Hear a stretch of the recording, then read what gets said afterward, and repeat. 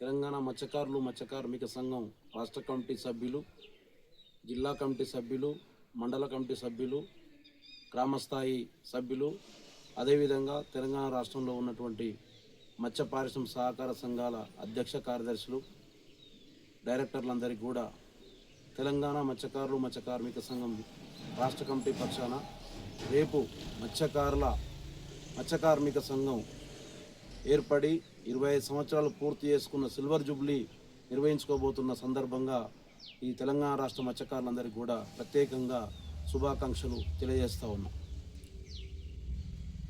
2000 సంవత్సరంలో అక్టోబర్ 21వ తేదీన హైదరాబాదులో తెలంగాణ ఆంధ్రప్రదేశ్ మత్స్యకారులు మత్స్య కార్మిక సంఘంగా ఆనాడు ఉమ్మడి ఆంధ్రప్రదేశ్ ఉన్నప్పుడు సంఘం ఏర్పడింది.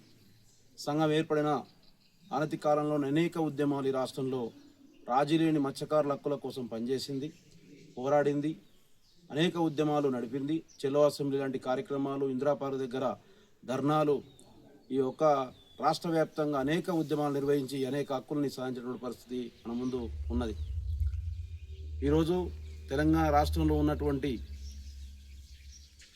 5,000 మత్స్య పారిశ్రామిక సహకార సంఘాలకు ఈరోజు ప్రభుత్వం తరపు నుండి ఈరోజు సీడ్ వస్తున్నది అని అంటే ఆ సీడ్ కోసం ఆనాడు మత్స్యకారులు మత్స్య కార్మిక సంఘం ఆందోళన పోరాటాలు చేసినటువంటి ఫలితంగా ఈరోజు మనం చెప్పుకోవచ్చు. అదేవిధంగా చెరువులు కుంటలకు సంబంధించి కబ్జాలు అవుతూ ఉంటే మత్స్య కార్మిక సంఘం పోరాటం చేసింది. దాంతోపాటు ఈరోజు ఈ రాష్ట్రంలో ఉన్నటువంటి మహిళలకు సంబంధించినటువంటిది ఆనాడు రుణాలు ఇవ్వాలి, ఆ గ్రూపులు ఏర్పాటు చేయాలని చెప్పేసి పోరాడితే ఆనాడు ఉన్నటువంటి ప్రభుత్వం వాళ్ళకు కూడా ఒక మత్స్య మిత్ర గ్రూపులకు 5 లక్షల రూపాయలు ఇచ్చే పరిస్థితి మనం చూసాం.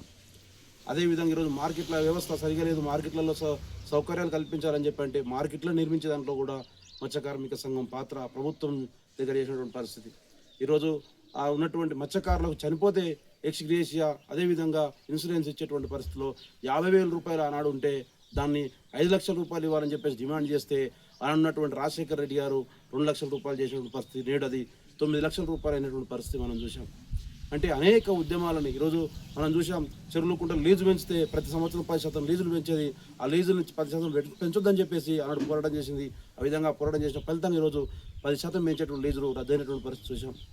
ఈరోజు కరువులో చెరువులు కుంటలు ఎండిపోయినాయి, లీజులు కట్టలేమని చెప్పేసి పోరాటం చేస్తే ఈరోజు చెరువులు కుంటలు లీజులు కరువులో కట్టొద్దని చెప్పేసి ఇటువంటి పరిస్థితి.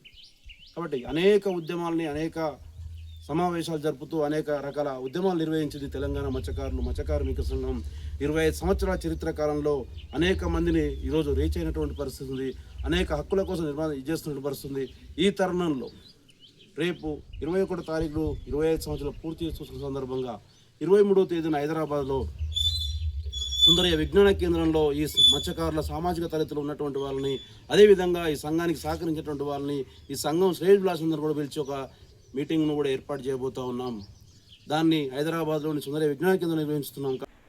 ఈ సందర్భంగా రేపు రాష్ట్ర వ్యాప్తంగా అన్ని జిల్లాలలో మండల కేంద్రాలలో గ్రామీణాల్లో ఉన్నటువంటి మత్స్య సహకార సంఘాలు, అదేవిధంగా మన జిల్లా కమిటీ సభ్యులు మండల కమిటీ సభ్యులందరూ కూడా రేపు జరిగేటువంటి జెండావిష్కరణ కార్యక్రమాలని సంఘాల దగ్గర గ్రామాలలో నిర్వహించాలని చెప్పేసి పిలుపునిస్తా ఉన్నాం. ఆ విధంగా ప్రతి ఒక్కరు కూడా మత్స్య కార్మిక సంఘం కమిటీ సభ్యులందరూ కూడా ఇందులో పాల్గొని ఏ గ్రామంలో కార్యక్రమాలు జరిగే విధంగా చర్యలు తీసుకోవాలని చెప్పేసి ప్రత్యేకంగా తెలియజేస్తా ఉన్నాం.